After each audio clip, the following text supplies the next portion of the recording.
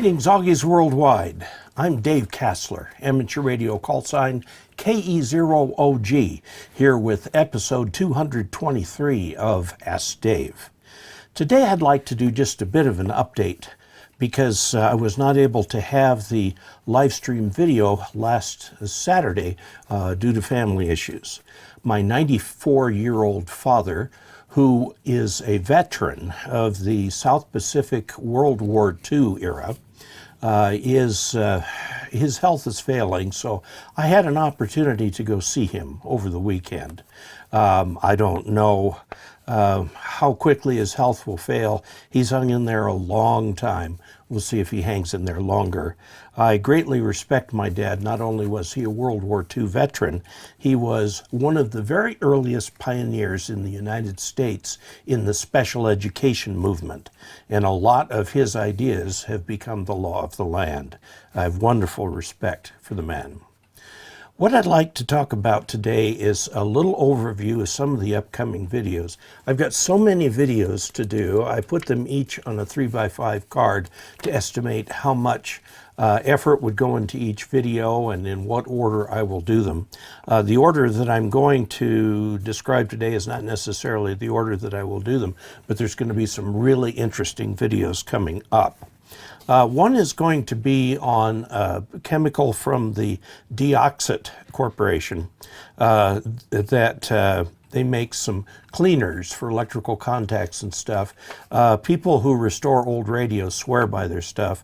This little collection is called the Deoxit Gold Collection, and I have them in a box and need to demonstrate what they are.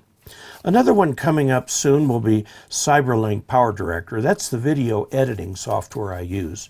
A lot of people have not heard of it because it's from Taiwan, not from the United States. It's a lot less expensive than Adobe and does all the same kinds of things I do.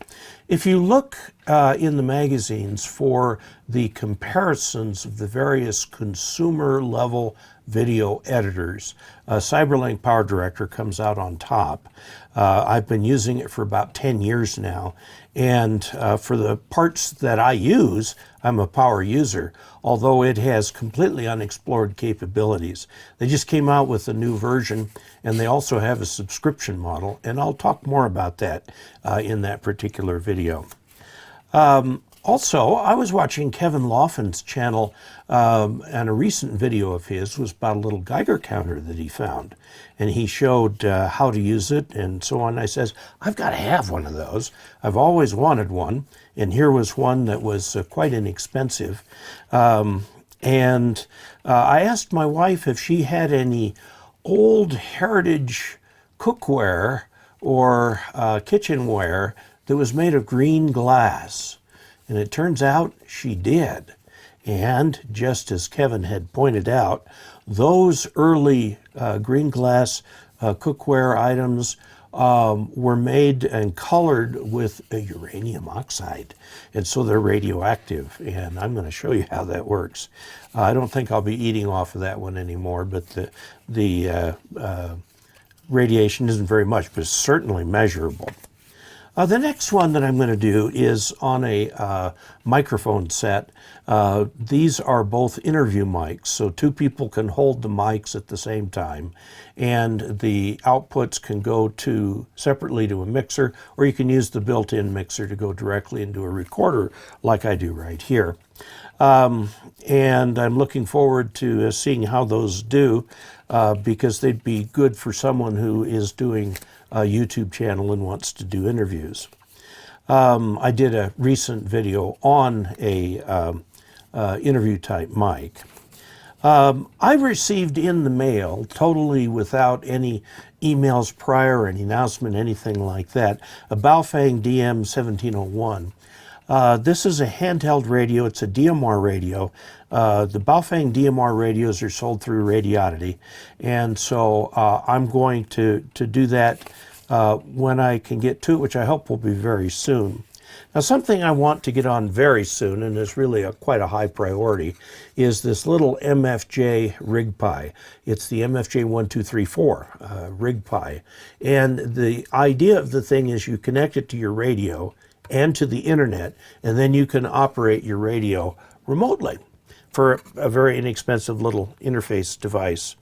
It's called a Rig Pie, and I've had it for a while. I first talked to MFJ about it at Dayton, and I need to review it. I had a terrible time with it, getting it to work, and finally, and this is lesson learned, I asked questions. They have a forum at groups.io, and Howard Nurse sent me a series of instructions to follow that were not in the manual that I used to make it work. So now that I've made it work, I need to do a video about it, first with local control over the radio, and then with internet control. That's a very important video coming up soon. I've owed them that video for several months now.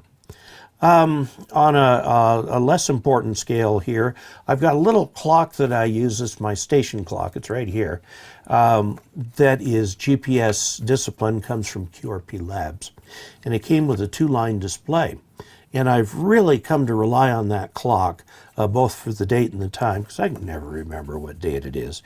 And it will support a 4-line display. So I got a 4-line display from Adafruit, and am going to put that on there and program it up so the 3rd or 4th line is going to be local time. Another handy thing to have in addition to UTC for radio time. So I'll do a little video on that. I also received, I call this the San Diego hotspot. It's a hotspot from a company in San Diego. I just received it. It's beautifully built. It's a work of art. It's got my call sign engraved on the top of it. It's got some beautiful wood finishings on it, and it's built onto a Raspberry Pi, and so I'll be doing that one quite soon, another high priority review. I received in the mail from Finland, with no introduction, a little package from a ham, and I'll tell you all about this in the video. And he sent a Russian key, a Morse code key. So I'm going to take a look at the thing. It's very interesting in its design and quite telling in some interesting ways. And so I'm going to also try to research a little bit about Russian keys here, and I think you'll find this particular video to be quite fascinating. That'll be coming up soon. I have an open item, the Anytone D878UV Plus radio, which I reviewed for Bridgecom Systems, who sells them in the U.S. and takes care of them in the U.S. if you buy from them. They have excellent service. I recommend if you're going to buy an Anytone radio, buy it from them. This one has Bluetooth. The last video I did, I had trouble connecting it to my truck, my little Nissan Frontier 2016 truck. It would connect and then it wouldn't. It would fall apart. Well, the Anytone people found that same model and figured out what they needed to do to connect to it. And we keep doing this ships passing in the night thing between me and the people who are going to tell me how to do this. When they're available, I'm not. And so what I'm going to try and do is get a definite appointment with these people and do the video that will close out that review and show how it connects with my truck. I'm really looking forward to that, by the way, because it will give me a nice hands-free operation of that radio in my truck. And then, the piece de resistance. I have possession of, via a Augie at the Albuquerque Ham Fest, I have possession of, for the next few months, an Icom 7610.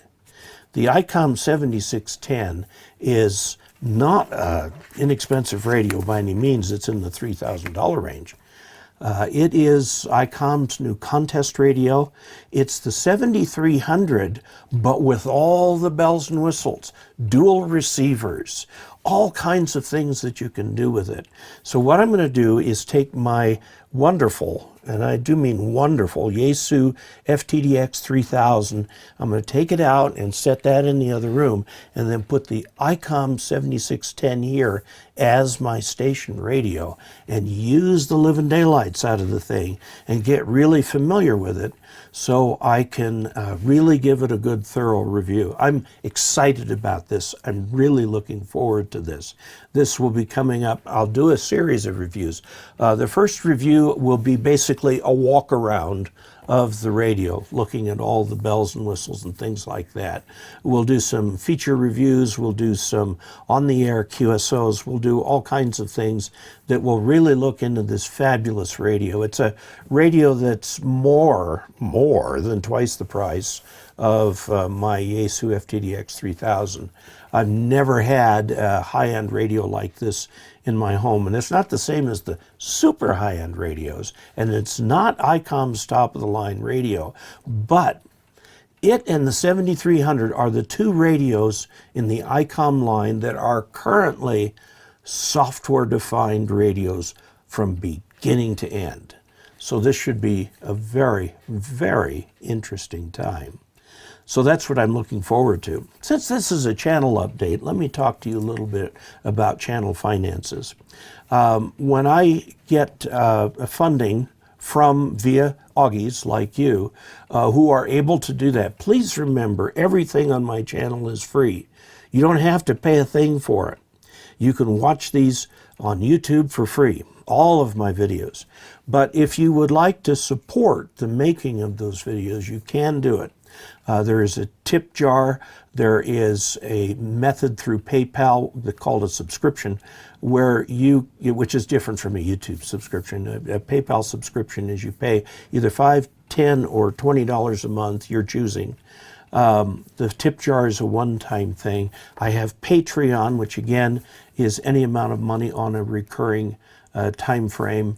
And I'm trying to get an assistant to keep track of all of this, because it goes in quite a few directions. And so there's lots of ways that you can contribute. Now let me tell you a way you can contribute that doesn't cost any money. You engage with the channel, like it, or if you must, dislike it. There's always a few. But usually I run about 97% likes. YouTube looks at these in forms of engagement. They also look at the number of comments I get. It's very important if you like something, don't understand something, disagree, or would like to suggest an alternate, please comment. I can't reply to every comment, but I can and do read every comment. So go ahead and do that. Another way that you can ask questions is via dcasler.com. Well, it's actually the KE0OG subset. Go to ke0og.net/ask-Dave. That will give you a form where you can pose a question. Or, better, send an email to hamradioanswers@gmail.com. That's just it, hamradioanswers@gmail.com. And that will come to me, and I take both the ones from the Ask-Dave part and the Ham Radio Answers and address those on the Saturday live stream. So there you go. That brings you up to date. Thank you for spending a little bit of time with me on this Monday morning, and we'll talk again soon. Until we next meet, 73.